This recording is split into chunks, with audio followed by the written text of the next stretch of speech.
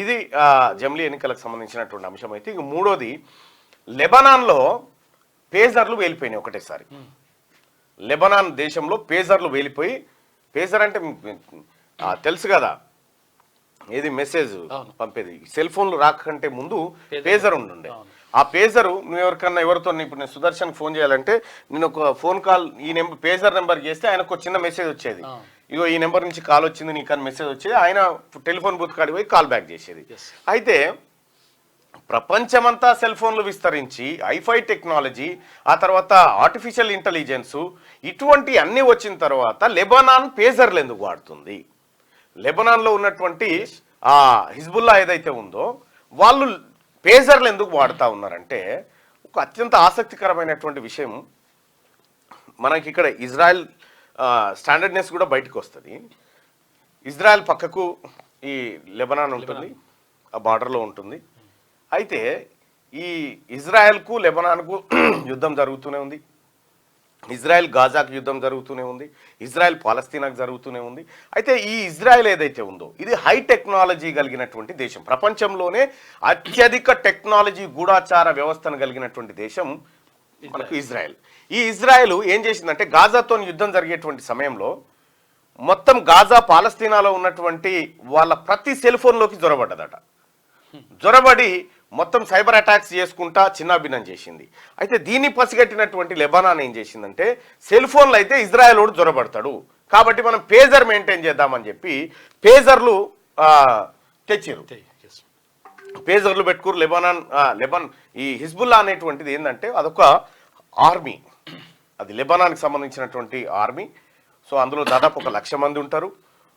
దాదాపు 1.20 రాకెట్ లాంచర్లు, ఆ తర్వాత ఇతర సామాగ్రి కలిగినటువంటి కొద్దిగా బలమైనటువంటిదే ఈ హిజ్బుల్లా. ఈ నస్రతుల్లా అనేటువంటి వ్యక్తి దాని చీఫ్. అయితే ఇక్కడ ఉన్న ఈ హిజ్బుల్లాకు సంబంధించినటువంటి టాప్ కమాండెంట్స్ ఈ మధ్యలో చనిపోయారు. ఎందుకు చచ్చిపోయారో వాళ్ళకే తెలియదు, కానీ చచ్చిపోయారు. ఇజ్రాయెల్ టెక్నాలజీని ఆ రకంగా వాడుతూ ఉంది. సో అందుకని పేజర్ సిస్టమ్కి వచ్చారు. పేజర్ సిస్టమ్కి వస్తే ఇజ్రాయెల్ ఏం చేసిందంటే, ఈ లెబనాన్కి ఎవరైతే పేజర్లు సప్లై చేస్తారో ఆ కంపెనీతో టైఅప్ అయిపోయి ప్రతి పేజర్లో 1 నుంచి 3 గ్రాముల మధ్యలో ఈ పేలుడు పదార్థాన్ని దాంట్లో ఇన్బిల్డ్ చేసిందట. ఇన్బిల్డ్ చేసిన తర్వాత ఇవన్నీ ఈ పేజర్లు వాడుతుంది కేవలం వాళ్ళే కదా, ఏది హిజ్బుల్లాకు సంబంధించిన ఆర్మీ ఆఫీసర్స్ వీళ్ళే కదా వాడుతుంది.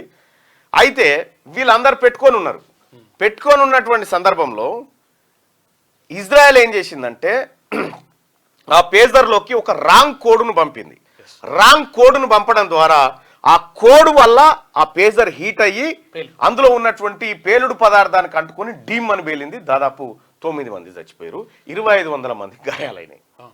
ఈ పేజర్ పేలితే పెద్ద ప్రభావం ఏమి ఉండదు, కానీ చాలా మంది గాయపడేటువంటి అవకాశం ఉంటుంది. దాని ద్వారా మరణాలు కూడా సంభవిస్తాయి.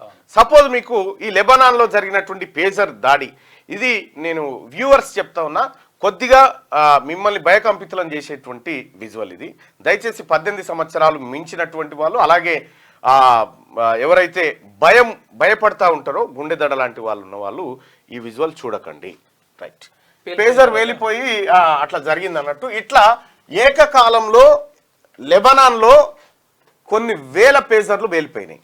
అంటే ఇజ్రాయిల్ ఎంత చాకచక్యంగా వాళ్ళ లెబనాన్ ఆర్మీని, హిజ్బుల్లాని ఎంత టార్గెట్ చేసిందో చూడొచ్చు. ఇజ్రాయెల్ హై టెక్నాలజీ, ఈ ఇజ్రాయెల్ టెక్నాలజీని వాడే ఇప్పుడు తెలంగాణ రాష్ట్రంలో ఫోన్ ట్యాపింగ్ చేసినటువంటి భుజంగరావు కానీ, రాధాకిషన్ రావు కానీ, కేటీ రామారావు, కేసీఆర్, తర్వాత ప్రభాకర్ రావు, వీళ్ళంతా కలిసి ఇజ్రాయెల్ టెక్నాలజీని వాడి పెగాసిస్ పైలట్ దాకా వీళ్ళు పోయి అది సాఫ్ట్వేర్ కొనుగోలు చేసి, సో ఇట్లా తెలంగాణ రాష్ట్రంలో కూడా అలజడి సృష్టించారు. సరే, ఆ ఫోన్ ట్యాపింగ్ కేసు నడుస్తూ ఉంది.